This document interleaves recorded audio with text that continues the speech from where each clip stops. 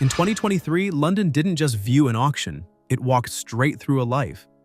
Sotheby's opened its doors to a world of his own, and for a few charged weeks, the private gravity of Garden Lodge spilled into public space. A crown that once gleamed under stadium lights sat behind glass. Less a prop than a proclamation. A battered Yamaha piano, the nerve center of 1,000 ideas, stood like an altar you could practically hear reverberating. A small silver mustache comb, ridiculously ordinary, almost absurd in its simplicity, suddenly became a lightning rod online because it told a truth no costume could shout. Behind the Colossus was a man who managed details, who curated himself, who made even grooming part of the theater. But the real electricity lived in paper. Handwritten lyric drafts with scratched-out words and late pivots revealed the workshop behind the wonder. One page documented by the auction house carried a tossed-off title that would give way to immortality. Mongolian Rhapsody crossed out, Bohemian Rhapsody written in its place. That tiny change felt like a hinge on which pop culture swung. This is where the myth breathes. Ink, erasure, revision, intention. The sale wasn't just spectacle. It cracked the seal on privacy Freddie guarded like a fortress. Mary Austin's decision to release these items triggered a debate that still rattles through fan circles and critics alike. Preservation versus dispersal, tribute versus transaction. Was this an embrace or an unwinding? Reasonable people disagree, and they do it loudly.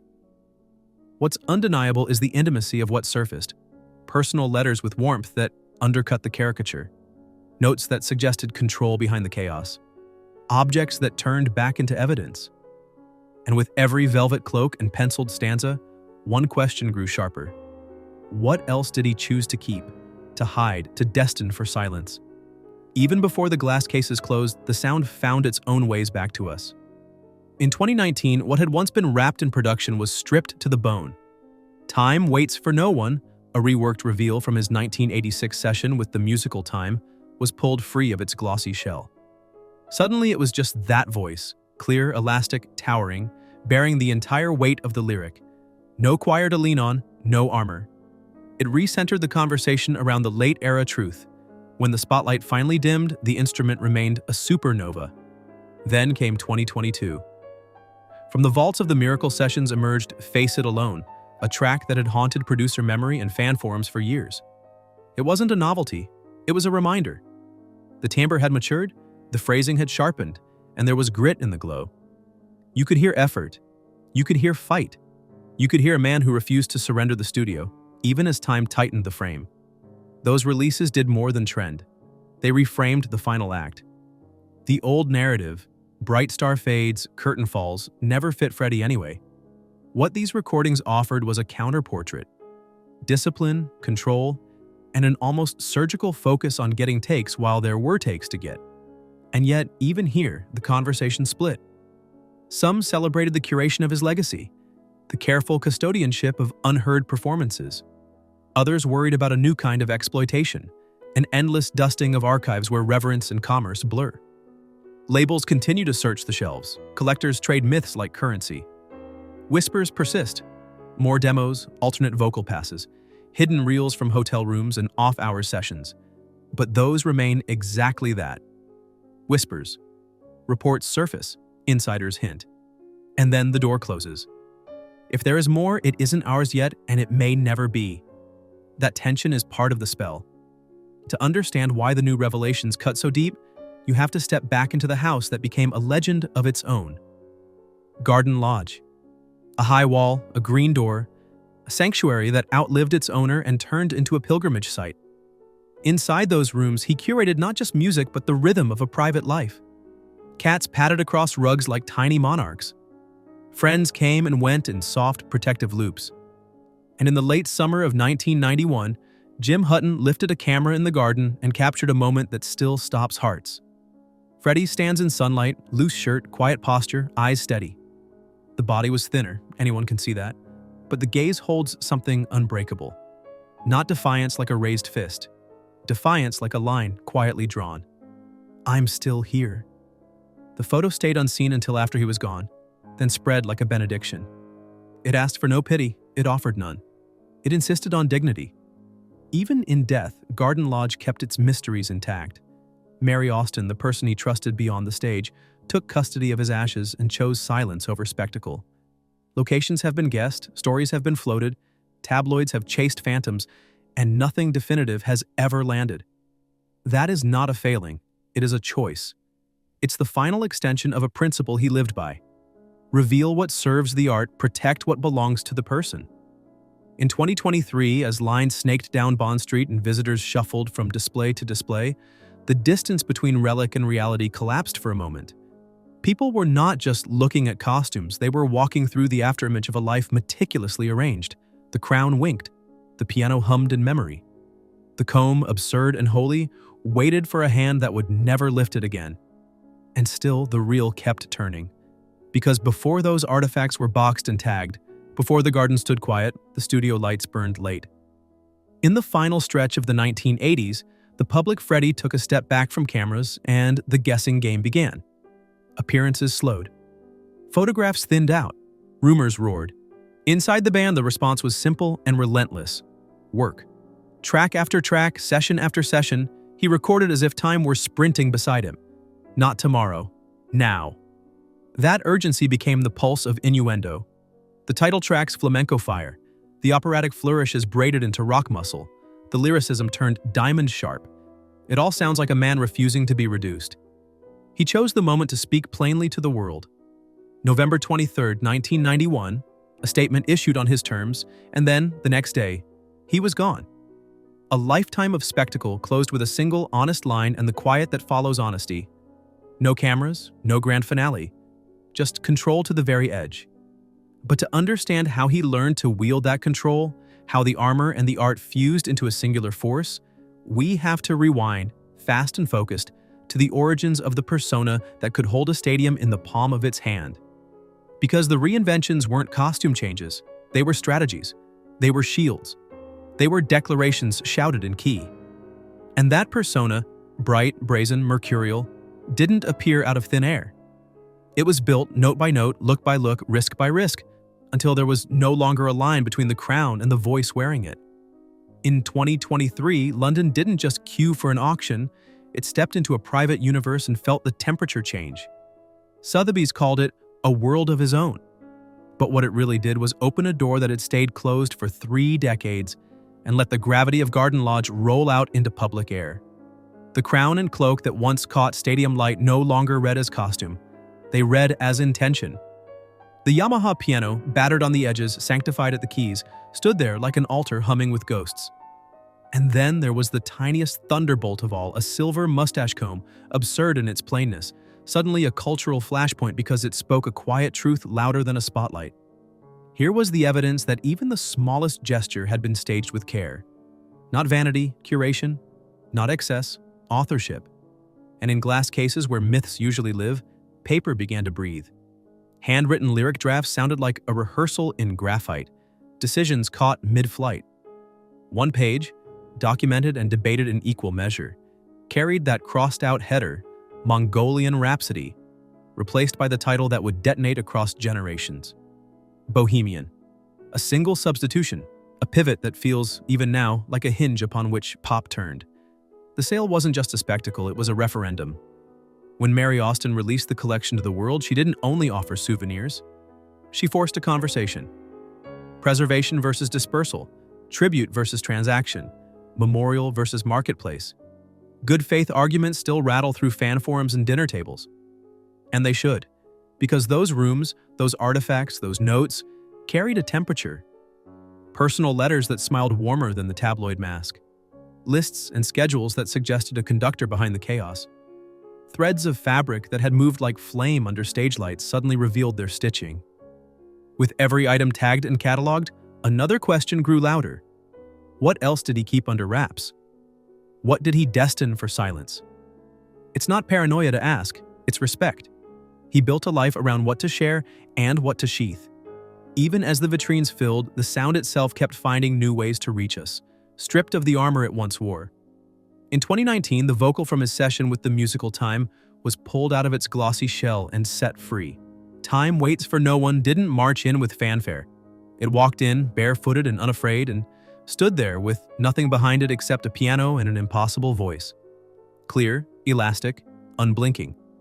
Without choirs, without multi-tracked fortresses, you could hear the architecture of his breath, the athleticism of every vowel, the ache in the rests. It didn't revise the late-era story so much as reframe it. When the spotlight dimmed, the instrument still blazed. Then, in 2022, another door cracked. Face It Alone, pulled from the Miracle Sessions, arrived like a postcard from a room we thought we'd never enter. Fans had whispered about it for years. Producers remembered a mood, a contour, a moment. Now it was here, not as a novelty but as testimony. The timbre had darkened, the phrasing had tightened, and there was grit in the gold. You could hear work. You could hear fight.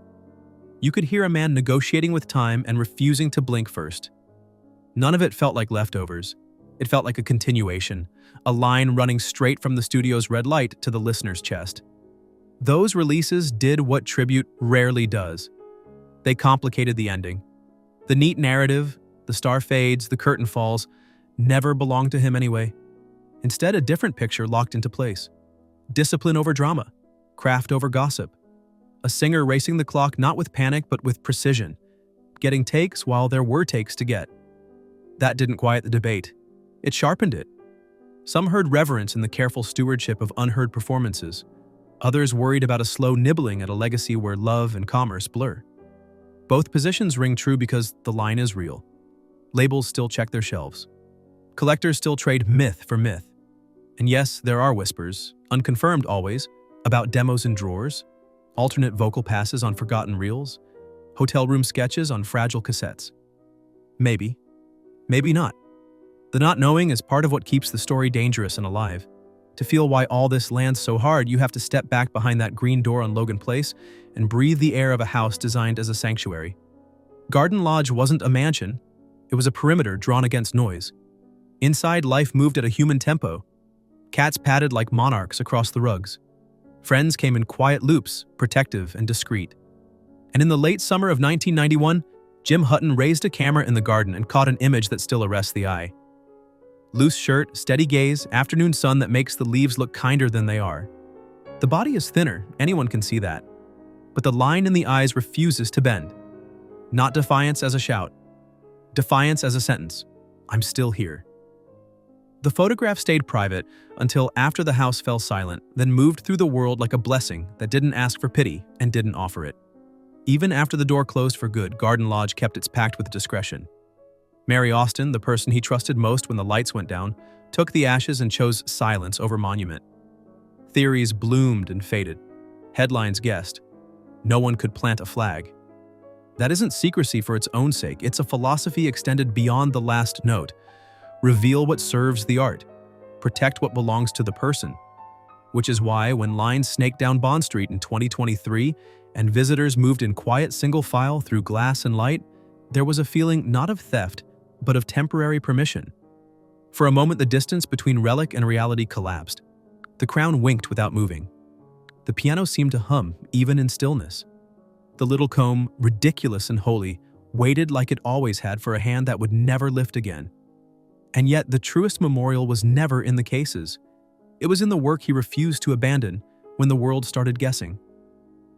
Late in the 1980s, he stepped back from cameras and rumor took the microphone. Inside the band, the answer was mercilessly simple. Work, studio days that stretched and snapped back. Not tomorrow. Now. That urgency is carved into Innuendo, an album that doesn't plead for time but attacks it. Flamenco sparks leaping into operatic thunder, hard rock threaded with humor and bite. Listen to the control in those vocals. Listen to the exactitude in phrasing, the way power slides into tenderness and back again. The black and white video for These Are the Days of Our Lives captured a look to camera that generations have read as a goodbye. Whatever one reads there, the line that lands is simple and shattering. I still love you. A widely reported detail says the last song he tried to finish was Mother Love, a track Brian May ultimately had to complete because the singer never got the chance to return. If so, that's the perfect final chapter for a craftsman who refused to cut corners. He worked until the clock locked him out. Then came the decision only he could make. On November 23, 1991, he issued a statement, short, unadorned, impossible to ignore, and took the story back with a single paragraph. The next day, he was gone. No curtain call, no choreographed finale. Just control right up to the edge. He had spent a lifetime turning spectacle into truth. In the last 24 hours, he turned truth into spectacle and did it without a single note. But to understand how he learned to steer that kind of power, how the armor and the art fused into a single unbreakable surface, we have to rewind with purpose. The reinventions were never just wardrobe. They were strategy. They were shields. They were thesis statements sung into microphones the size of a fist. The persona that could bend a stadium wasn't a magic trick. It was built note by note, look by look, risk by risk, until the crown and the voice felt like two halves of the same heart. That origin story is where we go next. If this moved you, share it with someone who needs courage today. Tell us in the comments which late-era performance or rediscovered track hit you hardest. And if you want more deep dives, more recovered moments, more of the truth behind the legend, hit subscribe right now and ring that bell. We're just getting started. So we rewind. Not to dim the spotlight, but to show how it was engineered. Before the crown and the cloak, there was a young man in West London with ink under his fingernails and a portfolio under his arm, selling vintage clothes at Kensington Market and watching how fabric moves when a person turns their head. He studied not only drawing at Ealing, but the human appetite for spectacle. The Queen crest didn't fall out of a fantasy. It was drawn, composed, balanced, a heraldic thesis in ink and intention. Even the mic stand, snapped in half during an early show, by most accounts, became a totem because he chose to keep it that way. He turned an accident into a signature. Not mistake, myth. In the studio, he treated tape like canvas. Those early sessions with Roy Thomas Baker weren't just about turning up the amps. They were about building architecture around air. Stacked harmonies like stained glass, Brian's guitar phrased like brass, drums that hit like theater curtains dropping on cue. And at the center, that piano. He didn't play to decorate the room. He played to anchor it. The way his right hand could lace tremble into thunder, and his left hand could lay down a floor you could march an army across. This wasn't an accessory to the voice. It was the engine that pulled the whole train uphill. When sheets of lyrics showed up with scratch-outs, substitutions, new bridges appearing where a verse used to live, it wasn't indecision. It was a sculptor walking around the marble until the angle was right. The transformation on stage wasn't a straight line, it was a series of detonations. First came glitter and satin, a body turned into a prism under hot light. Then leather and short sleeves, a mustache cut like a headline, a look that read as a decision rather than a costume. People claimed it was provocation. It played more like a declaration. This isn't a phase. This is gravity. The mustache comb in that glass case decades later made the point better than any manifesto. Grooming as geometry, persona as precision instrument.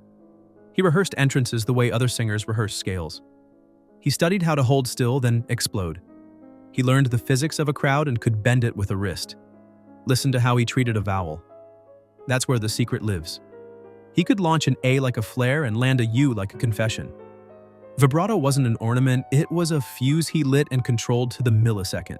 Producers have talked about the way he built harmonies not just in tune but in color, changing the weight of a consonant to shift how a chord felt in the spine. On tape he sounded enormous, but in person he did something even stranger. He made a stadium feel personal. The call and response wasn't a party trick. Ayo was a diagnostic. He could read the room in 4 syllables and recalibrate the set like a pilot adjusting for weather. At Live Aid, the world watched that science executed at the highest level.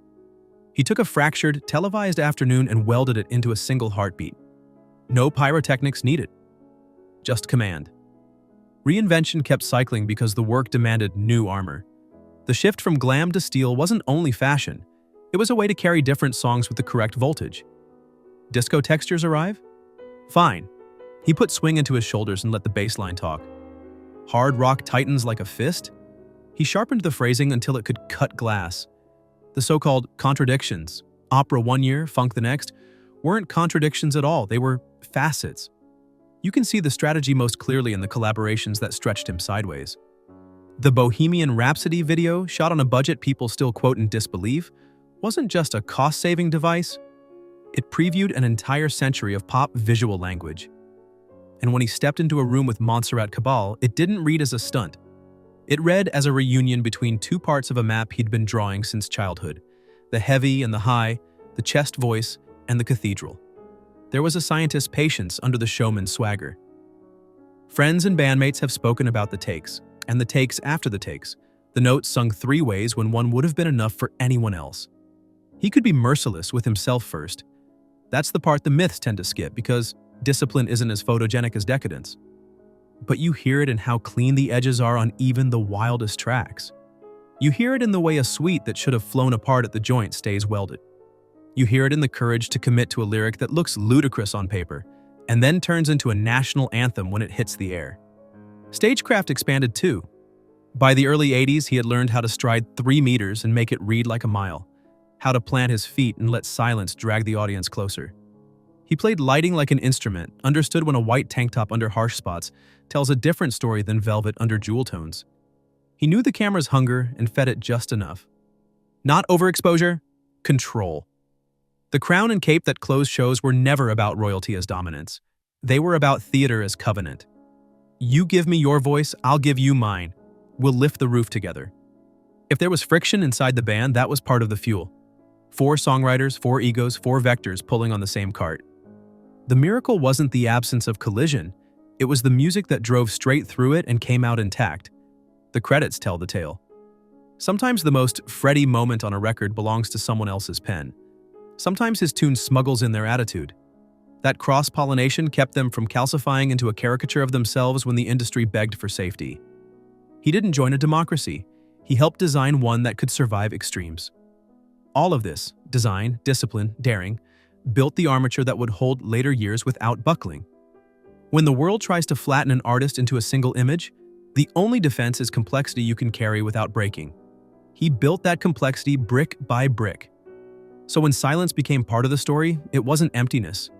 It was a choice he had already rehearsed on smaller stages, in other forms. The privacy around Garden Lodge wasn't a retreat from art. It was a continuation of authorship by other means.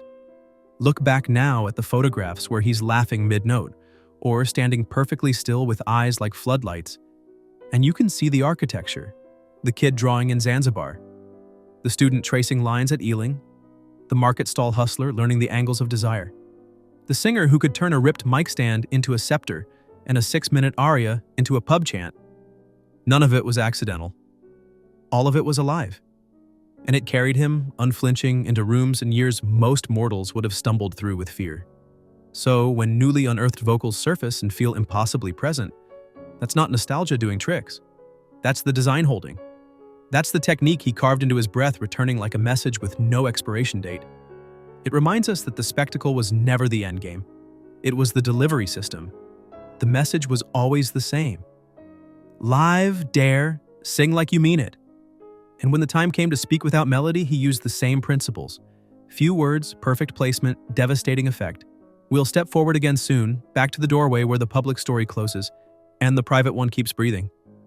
But to arrive there honestly, this is the ground we have to stand on. The armor wasn't hollow, the art wasn't decoration. They were the same thing. 2 halves of a single intention, hammered until they rang. And when you hear that ring, even now, across auctions and archives, headlines and hush, you know exactly who forged it. So when the headlines later tried to compress him into a single pose, the work itself refused to shrink. The architecture he'd built, note by note, frame by frame, held under pressure. You can hear it most clearly when the palette narrows and the stakes rise. Late sessions didn't feel like swan songs. They felt like blueprints finalized under a ticking clock. People who were there describe a focus like a laser. Take after take, vowels carved to a shine, phrasing tightened until it clicked into place like joinery. The myth says he was improvising on a wire over the abyss. The record says he was building a bridge while crossing it. In those rooms, the voice didn't just endure. It recalibrated. It found new lanes to travel when the old ones were blocked. On Innuendo, the writing leans into chiaroscuro, sunlight and shadow in the same bar. These are the days of our lives doesn't plead. It accepts. The show must go on doesn't boast, it documents. You can argue about what was tracked when, about how much was pain and how much was intention, but the result lands the same way every time. The man had a map in his head and he kept following it, even as the terrain changed under his feet. Outside those rooms, he made different choices. Silence became part of the score. Not because there was nothing to say, but because he understood timing. A statement delayed can be a statement perfected. What looked like retreat to outsiders read like discipline if you'd been paying attention all along. He had rehearsed discretion the same way he rehearsed an entrance. He knew the value of a withheld note and the detonation that follows its release. When he finally spoke, it was minimal, exact, devastating.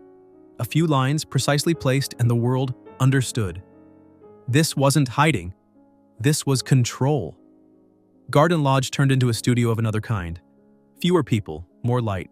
Cats roaming, friends visiting. Music still moving through the house like water through copper pipe. If you've seen the images taken there, the ones where he stands in the sun, thin but upright, you've seen the thesis turned inside out. Costume stripped away, crown traded for quiet, and yet the posture still saying, I am here. Some will always argue about intent in those photographs, about whether they were meant for public eyes or private remembrance. What's clear is the through line. Dignity wasn't an accessory he put on for shows. It was a habit. And then the door closes. The dates are public. The hours rarely are. What follows is grief, of course, and also an explosion of meaning-making that hasn't really stopped. The tribute at Wembley didn't just memorialize a singer. It demonstrated the scale of what he had built, how a voice can draft an arena-sized community that persists even when the voice is gone. The charity work that followed didn't just borrow his name. It carried forward his insistence that spectacle must have a spine. Money raised, projects funded, lives touched. Not as a footnote, but as a continuation of the craft. Not posthumous hype. Consequence. Listen to the echoes in culture since. Every time a stadium shouts along to a song too intricate to be a chant and turns it into one anyway, that's the method he perfected still teaching. Every time a performer walks on, wearing something that seems impossible until the lights hit and you realize it's engineered for the story they're about to tell, that's the Ealing student smiling somewhere. The movie reintroduces the myth to new ears, yes, but the reason it sticks is the design underneath. You don't get decades of aftershock from accidents. You get it from systems that work. This is why newly surfaced demos can feel more alive than pristine modern takes. They're rough, sure, but the frame is intact. Breath placement, vowel choice, the way the harmony locks and blooms, these are decisions you can't fake at a fader. The message crosses time because it was built to. Even the famous half mic, that bent wand he turned into a scepter, shows up in minds that never saw him live as if they had. That's not nostalgia. That's symbols doing their job. None of this requires pretending he was flawless. He wasn't. No artist worth the word is. There were bruises, fallouts, seasons where the glitter outpaced the ground. If you listen closely, the records admit as much. A crack here, a lyric there, the humor that borders on gallows 1 minute and romantic the next. The point is that he didn't try to sand it away. He welded it in. The contradictions became load-bearing. The persona didn't hide the human. It magnified him until the outline was visible from the cheap seats. So when the narrative nears its quietest point, don't mistake that quiet for erasure. The last note wasn't sung into nothing. It was placed on a beam strong enough to carry it forward. We inherit that whether we ask for it or not. A method for making a life loud enough to matter and disciplined enough to last. The headline tricks us into thinking the crown and cloak made the king. The truth sits differently. The crown and cloak were signs. The kingship lived in the work. This is where we leave him for now, not in a hospital room or a tabloid caption, but in the middle of a design he spent decades refining. A crest drawn by hand, a vowel launched like a flare. A mic stand snapped and repurposed until it felt inevitable. A crowd of strangers turned into a choir on command. A final statement that used almost no words and still shook the air. Live, dare, sing like you mean it. That was the message stitched into every era, every outfit, every encore. It was never about invincibility. It was about intention. Hammered, tested, rung like a bell. If this resonated, share it with someone who needs a reminder that myth is made, not born. Subscribe for the next chapter as we uncover the craft behind icons and the choices that built their legends. Tell me in the comments the moment where you felt the design most. An AO answered in a car alone, a lyric that hit in a quiet kitchen, a note that felt like daylight. I'll meet you there. We've got more stories coming, and they won't just change how you hear the music. They'll change how you see the hands that made it.